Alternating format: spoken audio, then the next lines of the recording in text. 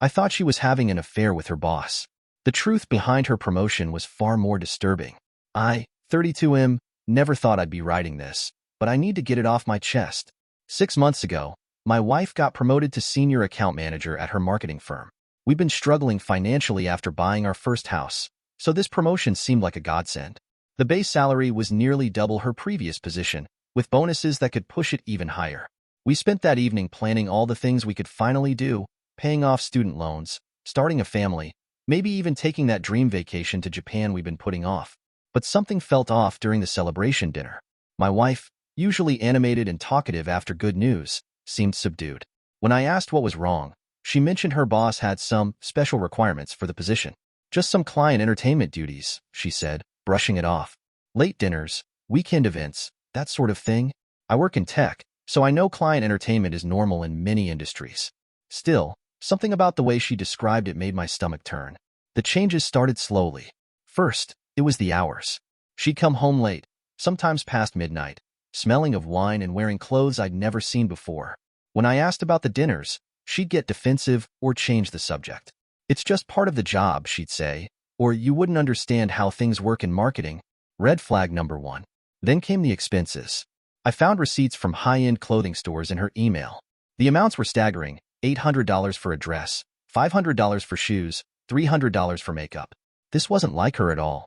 My wife had always been practical about money, preferring to shop at outlets and mid-range stores.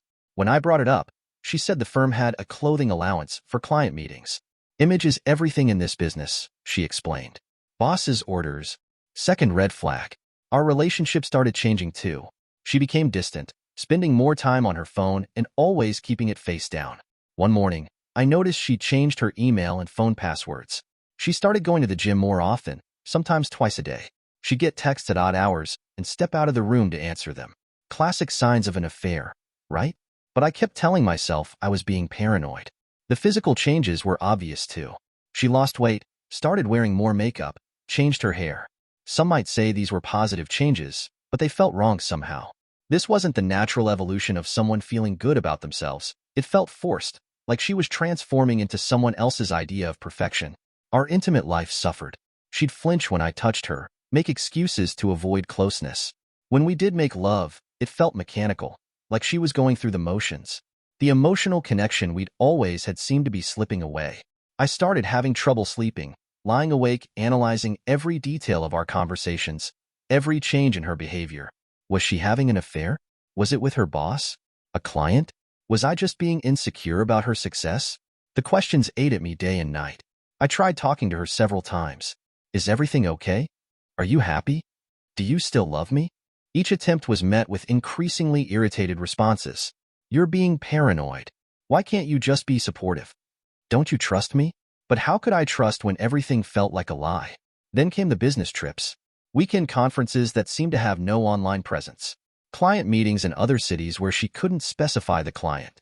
She'd return exhausted, emotionally drained, and more distant than ever. I started noticing bruises sometimes, on her wrists, her thighs. She dismissed them as gym accidents or bumping into furniture. I wanted to believe her, but the knot in my stomach grew tighter. Last week, after 3 months of sleepless nights and growing suspicion, I did something I'm not proud of. I decided to follow her to one of these client dinners. I told her I had a late meeting and waited outside her office in my car. She came out looking stunning in a new black dress I'd never seen, her hair and makeup perfect. But instead of heading to any of the usual business districts, she drove to an upscale residential area. The kind of neighborhood where every house looks like it belongs in an architectural magazine. She parked outside a modern mansion with floor-to-ceiling windows. That's when I saw her boss's car in the driveway. My heart was pounding as I parked down the street. Through the massive windows, I could see into what looked like a living room. There were no other cars, no other clients, just my wife and her boss, sitting too close on his fancy leather couch, drinking wine. I watched as she wiped tears from her eyes, how he moved closer, putting his arm around her. That's when I'd seen enough. I drove home in a daze, packed a bag, and checked into a nearby hotel. I couldn't bear to be in our house, surrounded by pictures of happier times. I sent her a simple text. Saw you at your boss's house. No clients there. Were there? What followed was a flood of messages, each more desperate than the last. Voicemails filled with tears and pleased to let her explain. Turns out the condition for her promotion wasn't just about client entertainment. Her boss had made it clear that she'd have to entertain him privately. The promotion was his way of trapping her, raising our lifestyle to a level we couldn't maintain if she lost the job. He'd been pressuring her for months, threatening to not only fire her, but blacklist her in the industry if she refused. The marketing world in our city is small, and he had connections everywhere. She was afraid to tell me, afraid I'd confront him and make things worse, afraid we'd lose everything we'd built. But here's the part that hit me hardest. She'd been documenting everything, recording conversations when she could, saving texts and emails, taking pictures of bruises.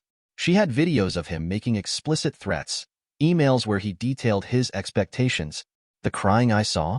She just told him she was done, that she had another job lined up, and she was going to report him. The clothing? Evidence of his requirements. He'd send links to specific outfits she had to wear. The late nights? Often spent talking to lawyers and job hunting. The gym? Her way of dealing with stress and feeling stronger, less vulnerable. The password changes? To protect the evidence she was gathering. I felt like the biggest idiot in the world. Here I was, thinking my wife was having an affair, while she was dealing with sexual harassment and trying to protect our future. She was fighting a battle alone because she thought telling me would only make things worse. We met the next day at a coffee shop, neutral ground. She brought her phone, her laptop, showed me everything. Hundreds of inappropriate texts, emails with veiled threats, audio recordings that made my blood boil. She had been meticulously building a case while looking for another job, trying to ensure he couldn't hurt anyone else once she was safe. The evidence was overwhelming. Pictures of bruises from when he'd grabbed her arm during private meetings, screenshots of texts where he threatened to ruin her career if she didn't comply, emails about required outfits and private dinners. It was a pattern of escalating abuse and control, all hidden behind the veneer of professional mentorship. We're now working with a lawyer, using all the evidence she gathered. Her boss has been suspended pending investigation, and 3 other women have come forward with similar stories, some going back years. The company's board is in damage control mode, offering settlements and signing NDAs. But my wife refused to sign. She wants him stopped, not just bought off. She starts her new job next week, at a better company with better pay, no strings attached. The position is actually based on her skills and experience, not someone's twisted power play. I've never seen her so relieved, so much like her old self again. We're in counseling now, working on rebuilding the trust that fear and silence eroded. It's not easy. I feel guilty for doubting her. She feels guilty for not telling me sooner. But we're getting there, step by step. The therapist helps us understand how abuse and harassment can drive wedges between couples, how shame and fear can make victims isolate themselves. If there's one thing I want people to take from this, sometimes the obvious answer isn't the right one. When someone's behavior changes dramatically, don't jump to conclusions, talk to them. Really talk to them. They might be dealing with something you never imagined, fighting battles you can't see. And to anyone going through something similar, you're not alone. Document everything. Get help. Tell someone you trust. The shame isn't yours to carry. It belongs to the abusers who exploit their power. Edit. Thank you for all the support and awards. To those asking, yes, we're pursuing legal action, and no, I won't name the company or individual involved as the case is ongoing. The investigation is expanding, with more women coming forward. To those who've shared similar stories in the comments, I'm so sorry you went through that. No one should have to choose between their career and their dignity. Edit 2. Since many are asking, yes, she's doing much better now. The new job is everything she hoped for, and seeing her smile again makes every day better. We're taking things one day at a time, focusing on healing and rebuilding. And yes, we're finally planning that trip to Japan for next spring.